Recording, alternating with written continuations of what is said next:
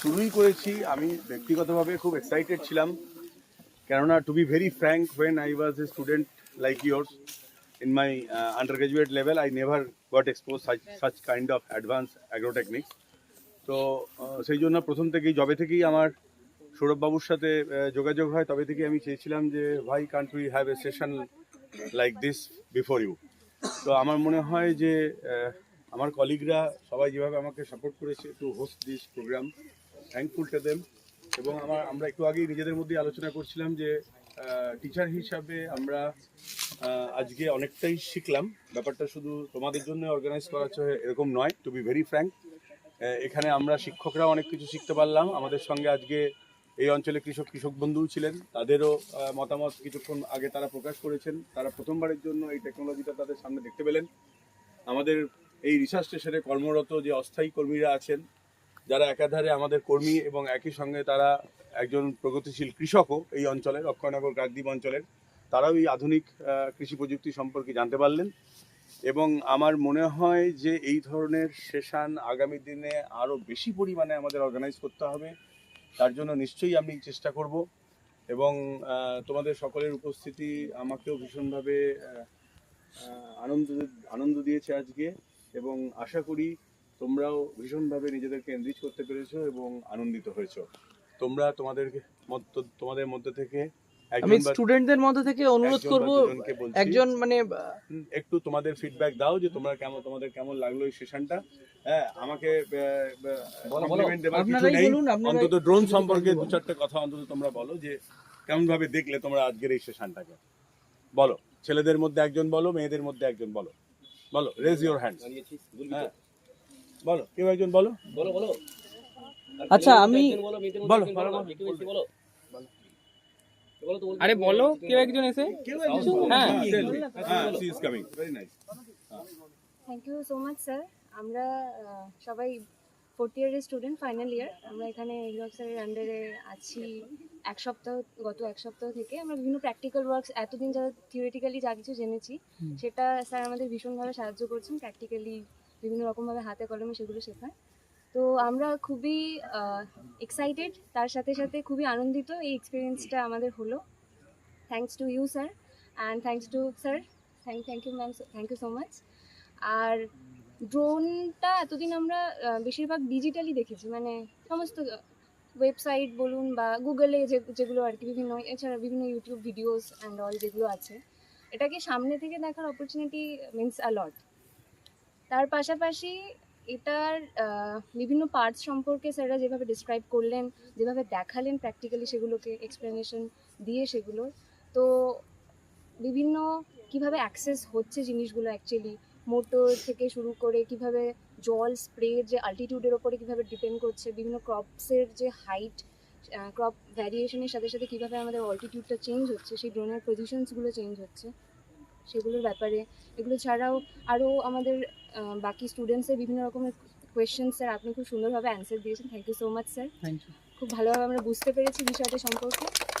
আর এটা আশা করি এই মুহূর্তে হয়তো আমাদের ফার্মাসির জন্য মানে এটা অ্যাফোর্ড করা হয়তো পসিবল নয়, কিন্তু আপনি যে ফিউচার প্রকল্পের কথা আমাদেরকে জানালেন, যেটা মিনি ভার্সনের কথা আপনি বললেন, তো আশা করি সেটা খুব তাড়াতাড়ি সবার কাছে পৌঁছে যাবে আগামী 5-6 বছরের মধ্যে আশা করছি। আর আমাদের তো সব থেকে বেশি আমাদের যে চাষিরা আছেন আর কি, ওনারা সব থেকে বেশি উপকৃত হবেন। তো ওনাদের দেখে আমরাও অবশ্যই ভীষণভাবে খুশি হব। তো স্যার এইটুকু। Thank you so much.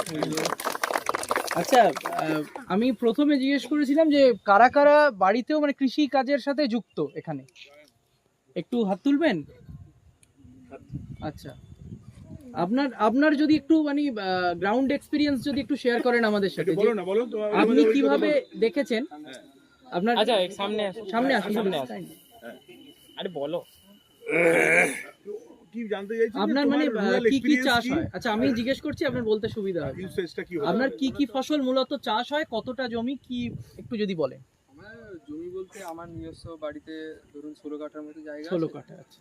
এবার প্রধানত ওখানে ধান চাষ হয়, আর সিজনে একবারই করা হয়, আর সাধারণত মাদুর কাঠি এইসবই। আচ্ছা, এটা আর- কোথায় লোকেশনটা? সবং পশ্চিম মেদিনীপুর।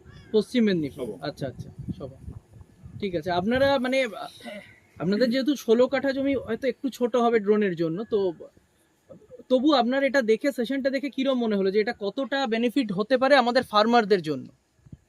নিশ্চিতভাবে এটা খুবই একটা ভালো তাদের যে opportunity রিয়েল থাকবে ফিল্ডে তাদের। তারা যে হ্যাজার্ড গুলো ফেস করে, হ্যাঁ। রেগুলারের যে অত একটা হেক্টিক জার্নি স্প্রে করা, এইটাকে কিভাবে এটাকে রিজলভ করতে পারে এগ্রিকালচার ড্রোন?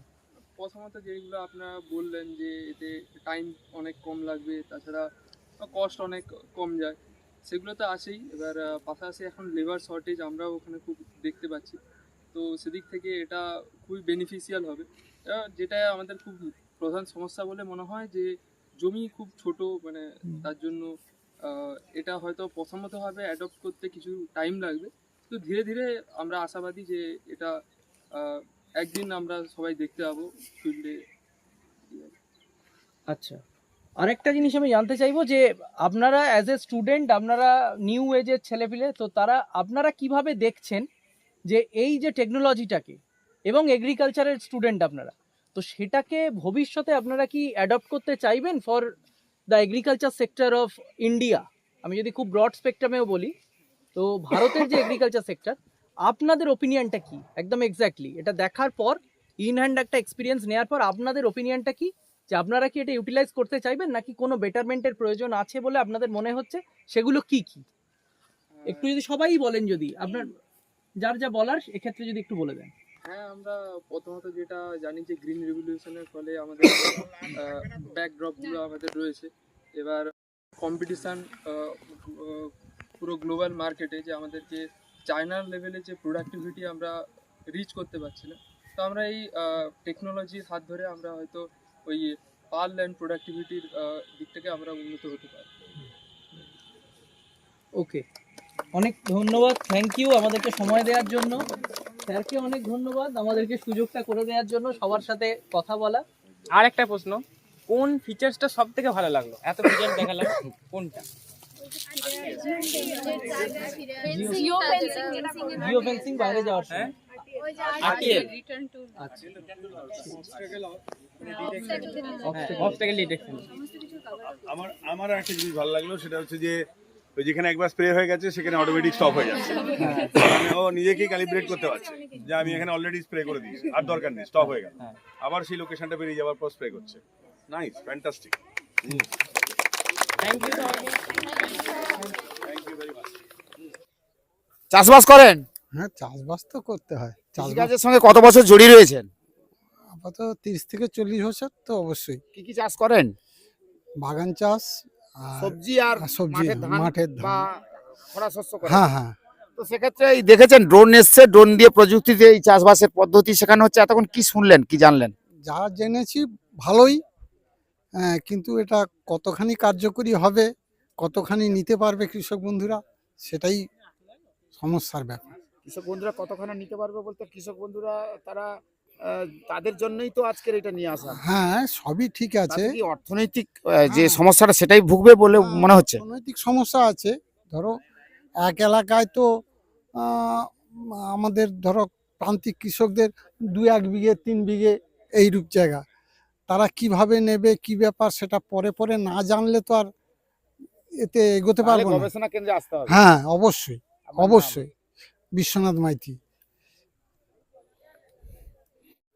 বলছি আপনি এই কৃষি ফার্মের সঙ্গেই তো অস্থায়ীভাবে কাজ করেন, কৃষক তো। হ্যাঁ হ্যাঁ, তো এই যে দেখলেন এতক্ষণ ধরে যে প্রযুক্তিকে কাজে লাগিয়ে চাষবাসের যে বিকল্প পদ্ধতি, সেটা কিন্তু ব্যবস্থা করা হয়েছে। আপাতত এখানে দেখতেই পাচ্ছি, আমরা এর আগে লাইভ দেখিয়েছি।